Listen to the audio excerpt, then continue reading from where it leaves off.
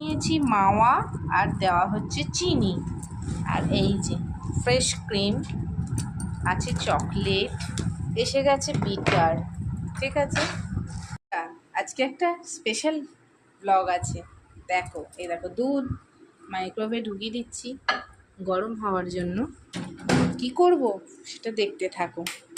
তো আজকের ব্লগটা এখান থেকে স্টার্ট করছি, আশা করি তোমাদের ভালো লাগবে।